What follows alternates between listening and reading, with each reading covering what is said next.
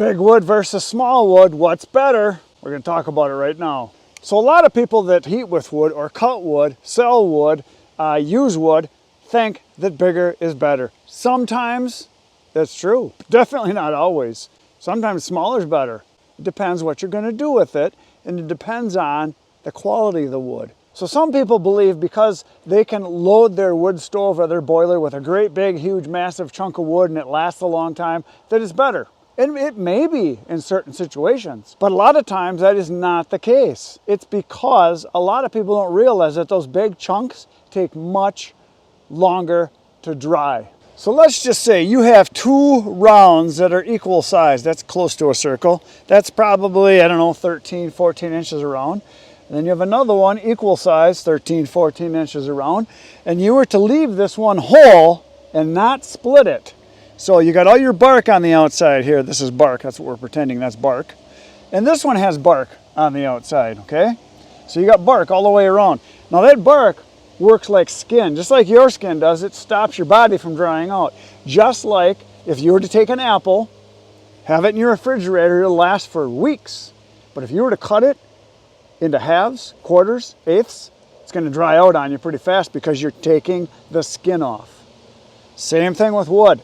If you were to take this one, leave it whole for 6 months to a year, it will probably dry maybe an inch, inch and a half around, especially if it's something like a good quality hardwood like oak.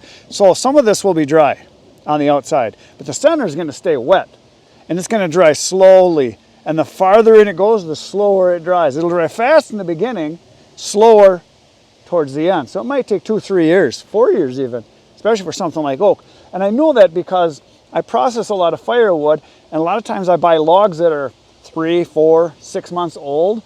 And on the ends of the logs, it's gray and weathered, just like a lot of this wood is here. And what happens is that as that wood dries, it shrinks down and tightens up.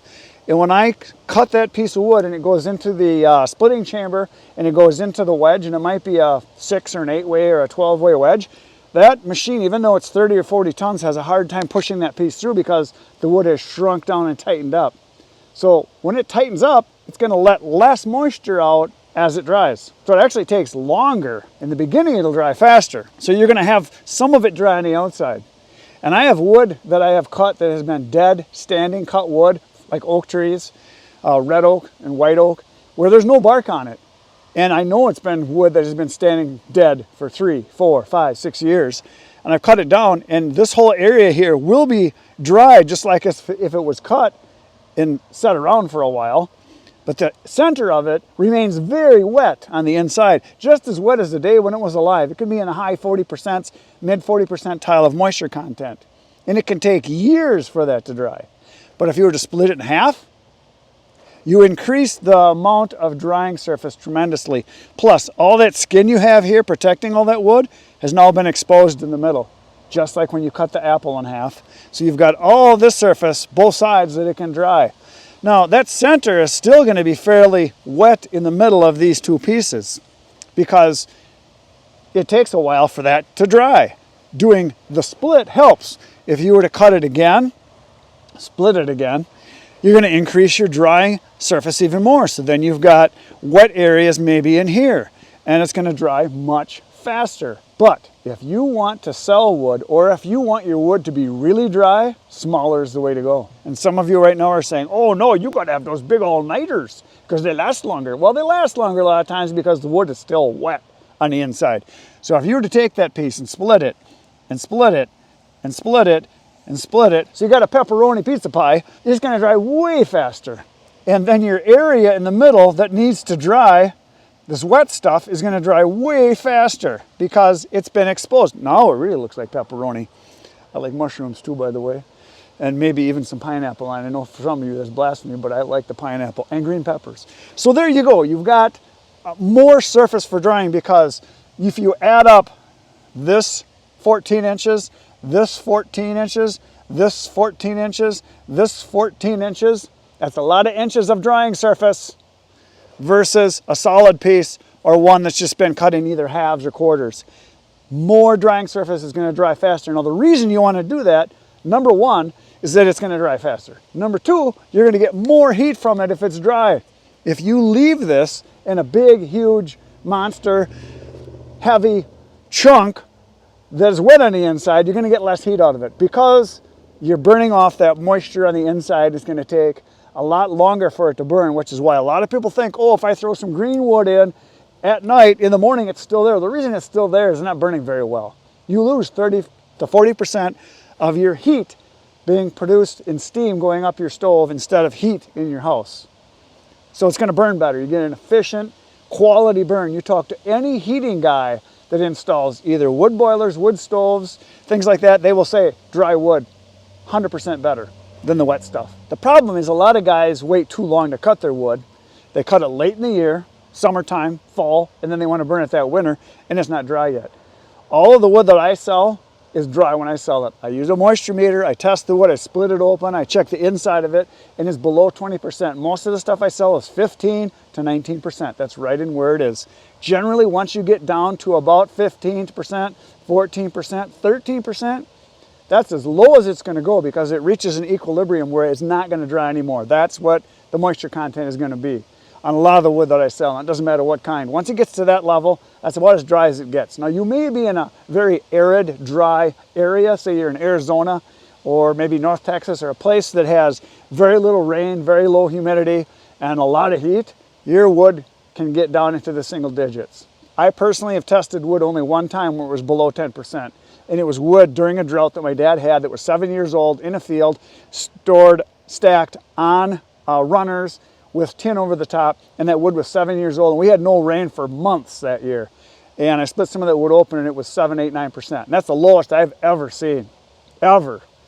Most of the time it's in the low teens to mid-teens. So there you go. Those are the things that are the difference. So is the big wood better? Is the small wood better? What do you think? I think there's nothing wrong with big wood as long as it's fully seasoned and dry all the way through. But like I said, that can take years. Most people don't store their wood years. If you do, in the comments, let me know. How long do you let your wood age? What size do you like? Now, I've been told by a lot of people they like a variety of sizes. They like small ones, they like medium-sized ones, and they like some big ones. They like a variety, and that's great. I think when it comes to filling your wood stove or your wood boiler, a variety is probably good. Smaller ones to get it burning a little bit more, bigger ones that maybe last longer. But again, dry is the key. Dry, dry, dry. Did I mention, by the way, that you should have dry wood? It's just better.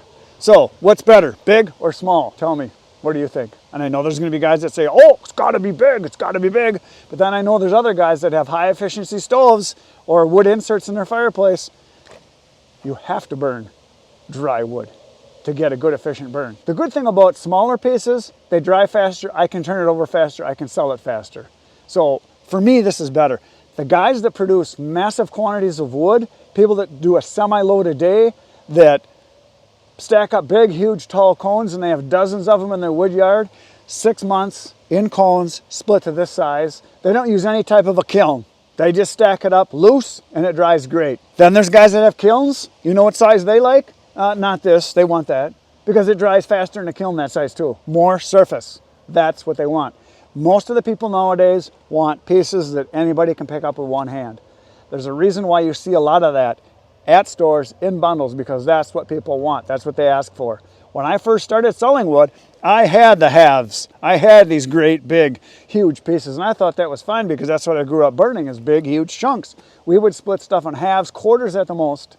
Sometimes we would even leave 12-inch pieces whole because we thought it lasted longer.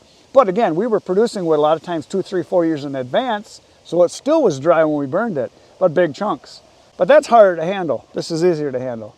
Okay, so we covered that. I got one other thing to talk about here, and a lot of people, again, do not understand this concept, so I'm going to show you in a way that maybe you're going to understand. Some people know this, some people get it, some people refuse to admit that this is correct because they need what I call, they need a paradigm shift. They've been thinking the same thing their whole life, or they were told this by their dad and their grandpa and great-grandpa and great-great-great-grandpa because this is the way it is.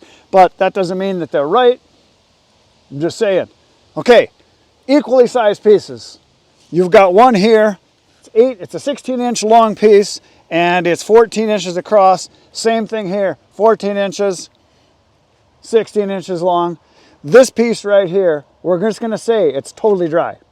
We're gonna say this piece has been sitting, drying for 3 or 4 years. And it's dry all the way to the middle without splitting it open, just as a whole piece. And this is gonna weigh, let's just say for instance, it weighs 30 pounds, which something that size could weigh about 30 pounds if it was hickory or oak or something like that. Now we take the same size piece, maybe from the same tree, but we split it, split it, split it, split it. So you've got 8 pieces, and you got 1 piece over here, 1. This one weighs 30 pounds. How much do all those pieces weigh? 30 pounds. They weigh the same. So if you got the same weight, you're gonna get the same amount of heat from the same kind of wood. It doesn't produce less heat. It produces the same amount of heat. This one may burn faster because when you load it into your wood stove, you've got it crisscrossed, you've got air spaces, it can breathe more so it can get more oxygen, it may burn faster. But if you want a slower burn, stack them. Stack them. Stack them in tight. That's all you got to do. Have the pieces so they're touching each other and wedge them all on top of each other. You can actually generally fit more pieces into a wood stove if you've got, I should say that again, not more pieces. You can fit more wood volume into your wood stove with small pieces than you can a big one. You put one big honking pieces, say your wood stove is this big, say that's your, whoops, say that's your wood stove, you can get that 1 piece in and you're done. Same size stove over here, you get all those pieces in. Oh, but then you know what you can do? You can put a piece here, you can put a piece there, you can put a piece there, you can put a piece up here. You can get even more wood in. It's amazing. It's no different than if you take, say, a baby food jar, small jar, and you take a handful of rocks and you try to put them all in that jar. They probably won't fit because you've got a lot of voids in there. It's going to be hard to get it in there. But if you were to take those rocks, crush them down into sand, it would all fit. Because it's smaller pieces, you can fit more in. Interesting, isn't it? That's all I got for today, folks. See you tomorrow morning, 5:30 a.m. Right now, go watch the rest of the videos on my channel. There's over 2,000 waiting for you. Good night, everybody.